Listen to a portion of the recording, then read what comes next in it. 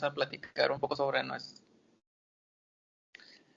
Hola, nosotros somos el equipo número 7 y hoy les vamos a platicar un poco sobre nuestra evidencia, que es acerca sobre los temas del cambio global. Siguiente.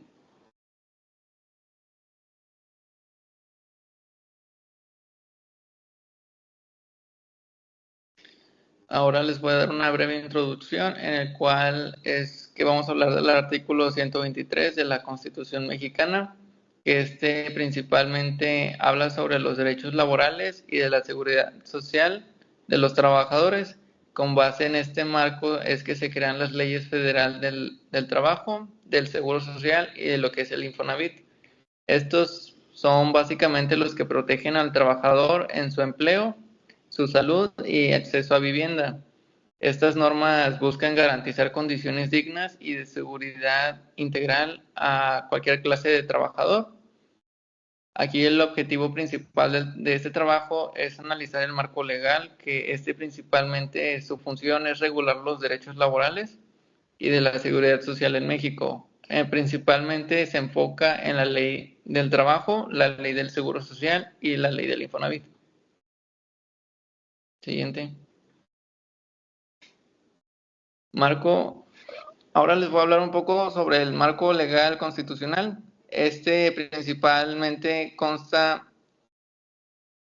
del artículo 123, que es de la Constitución Política de los Estados Unidos Mexicanos. Este artículo reconoce el derecho de toda persona en el trabajo digno y socialmente útil.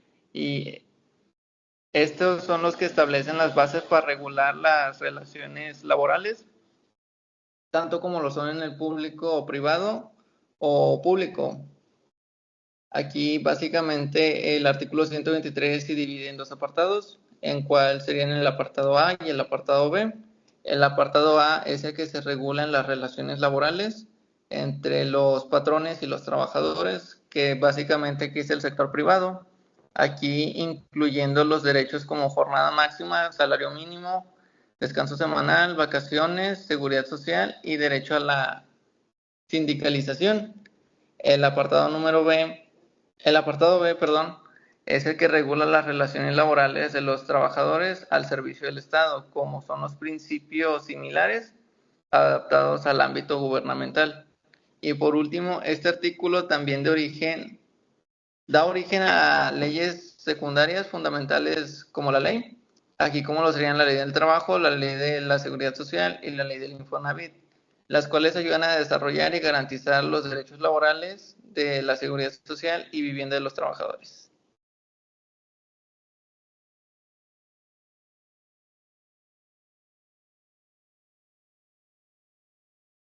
Bueno, yo les voy a hablar acerca de la estructura de la ley del Infonavit. Tenemos por primero, son 6 títulos. El primer título habla sobre las disposiciones generales.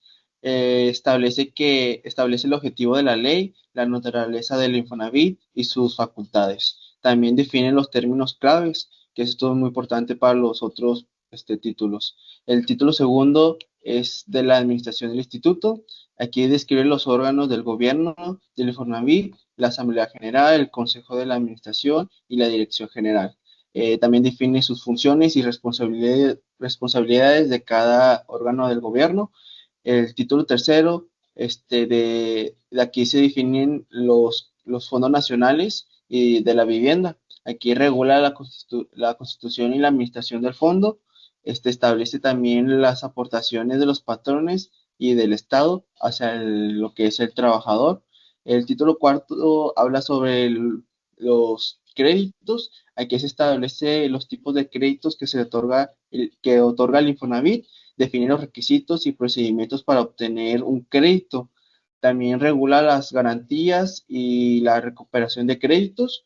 El título quinto está también ligado con los otros 4, habla sobre la información, la contabilidad y la auditoría y la fiscalía. Establece aquí las obligaciones del Infonavit en materia de transparencia y rendición de cuentas. También regula la contabilidad y auditoría, como decía, y la fiscalía del instituto. El último título que tenemos son las infracciones y sanciones y recursos. Aquí define las infracciones que la ley y más que nada los correspondientes establece por medios de defensa de los afectados. Dale la otra, por favor. Bueno, aquí tenemos las principales reformas que ocurrieron la primera ocurrió en el 2012, que esta reforma se enfocó en diversos aspectos, incluyendo la flexibilidad de los esquemas de crédito. También se propuso la mejora en la administración del fondo. También se fortaleció la transparencia. Aquí son medidas para aumentar la redicción de cuentas del instituto. La reforma del año 2016, esta reforma tuvo como objetivo principal impulsar la portabilidad de recursos a subcuentas de la vivienda. Aquí se facilita a los trabajadores que puedan utilizar sus fondos de ahorro para la vivienda, incluso si cambian de empleo o se jubilan. También se fomentó la competencia entre instituciones financieras.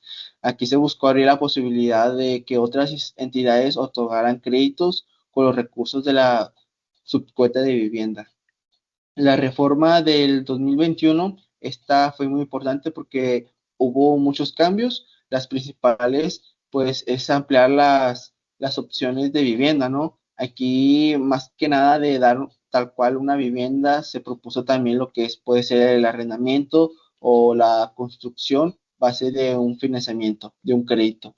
También se mejoró las condiciones de los créditos. Aquí se busca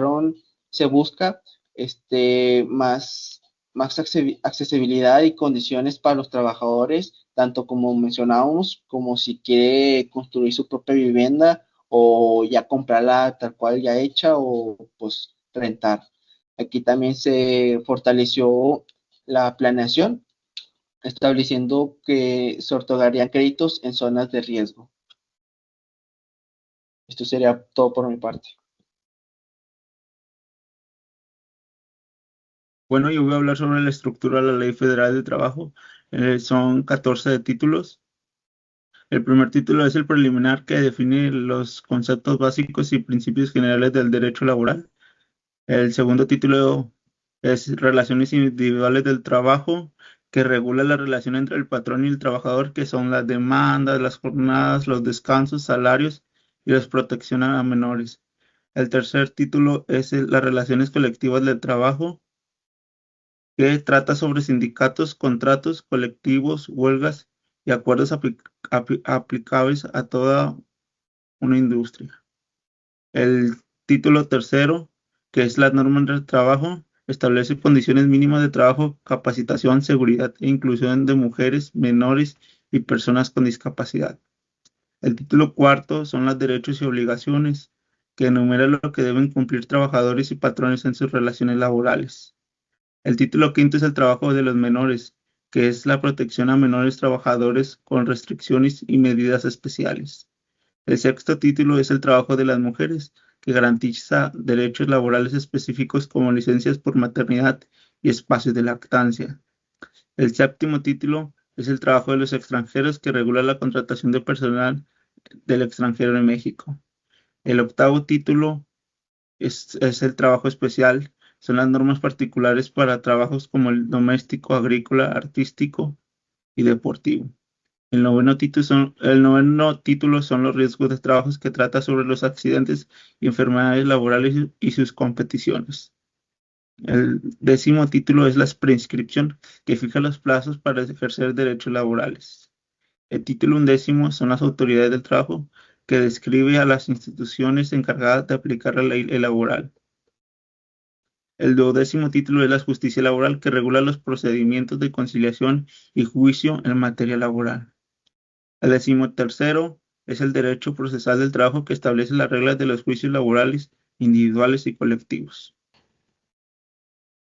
Listo. Bueno, pues ahora hablaremos un poquito de la estructura de ley del Seguro Social. De primera instancia, pues tenemos obviamente las disposiciones generales, que esto establece principalmente todo lo básico, las definiciones clave y pues a quienes aplica la ley, que son los asegurados, a los patrones o a los beneficiarios, etcétera. Como punto número dos, pues está el régimen obligatorio. Esto pues se divide en varios tipos de seguro, que es el riesgo de trabajo, las enfermedades de maternidad, invalidez y vida, retiros, cesantía en edad avanzada y vejez, y pues las guarderías y prestaciones sociales. El tercero pues es el régimen voluntario. Esto básicamente es la regulación de la incorporación voluntaria al IMSS de personas físicas o sectores específicos, como lo son los trabajadores independientes. El punto número cuatro, esto nos habla un poquito de las prestaciones en dinero, ya que esto describe cómo es que se calculan y se otorgan los subsidios, incapacidades, pensiones y pues otras ayudas económicas que puede otorgar el Seguro Social. Como punto número cinco, pues de la constitución e integración y funciones de los órganos del instituto, esto te explica básicamente cómo es que se organiza el IMSS, incluyendo el Consejo Técnico, la Dirección General y otros órganos del gobierno. Del punto número 6, esto nos habla un poquito del patrimonio del instituto y de su presupuesto. Todo esto abarca lo que son los recursos financieros del IMSS y pues su origen, que son las aportaciones obrero-patronales y del Estado, y cómo es básicamente el uso de ellos.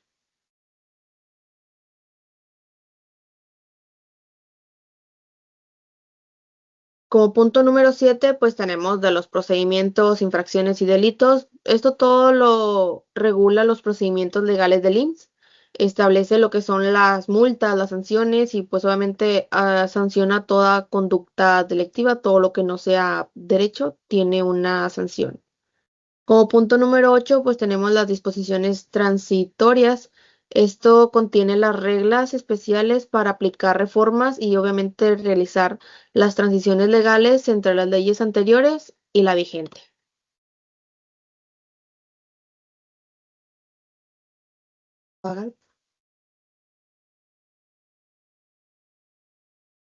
Y por último, una breve conclusión por cada parte, por cada integrante del equipo.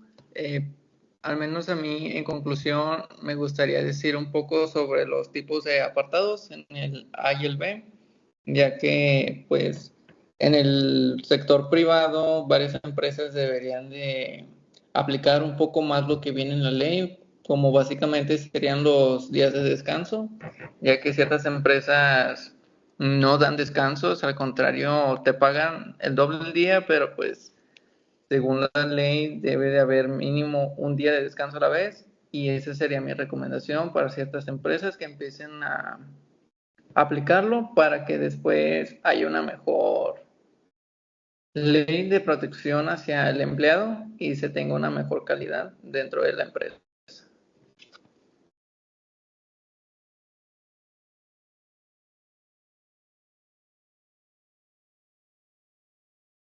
Bueno, como conclusión yo tengo de que estos temas ya los había conocido, ya los había tenido la fortuna de trabajar con ellos.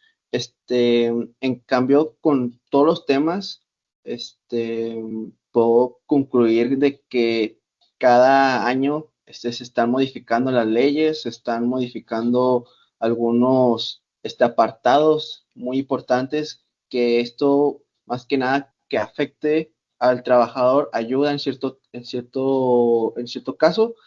Mi recomendación, pues sí, sería de que este, toda implementación, toda reforma de cada ley esté dirigida al trabajador, de que no sea una ley genérica, que esté bien establecida. Hay muchas leyes de que se pueden dar un entendimiento mal, que pues así no se debería darle un entendimiento de una parte beneficiosa, sino pues es general, ¿no? Pero sí, hay que aterrizar más las leyes y darle pues más oportunidad al trabajador en cierto punto.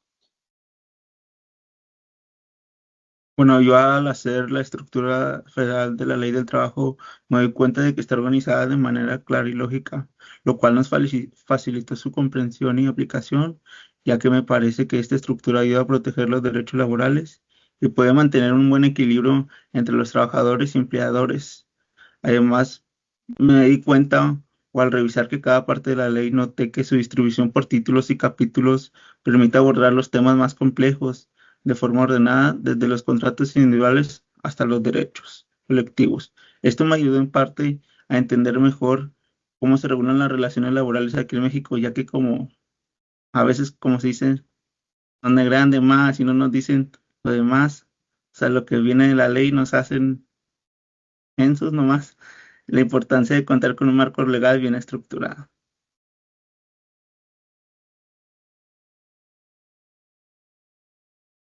Bueno, como conclusión para mí, pues básicamente todo esto hablando del seguro social, el Infonavit, básicamente pues es para proteger y pues tener así el bienestar integral de los trabajadores. Hay muchas veces se pasa por alto el darte de alta en una empresa, darte de alta en un seguro, porque como que no le prestan mucha atención, pero teniendo en cuenta todo lo que te conlleva a la gente a no tenerla registrada en un seguro social, si tiene un accidente dentro de la empresa, ese te puede costar muchísimo más en el tiempo en el que no quisiste registrarlo, simplemente porque dijiste, no, pues no, no pasa nada, no lo registro, no, no tiene caso. Pues no, o sea, todo esto nos ayuda a ver que más adelante tienes que estar 100% asegurado, te tienen que brindar una aseguración para que tú puedas estar en la empresa 100% seguro de que si algo te llega a pasar, tienes con qué cubrirlo y no tienes que, los gastos no corren por tu cuenta, o sea, porque si luego son accidentes en maquinarias o algo así, algo que implique cirugía o quirófano, en este caso, pues sí son algo elevadas ciertas atenciones médicas en ese caso, entonces todo esto nos ayuda más o menos a precisamente a estar conscientes de tanto uno como empleado, si eres jefe de alguna empresa o si llegas a tener a cargo un área, tú tienes que ser el responsable y el estar atento a que la gente tenga un seguro, que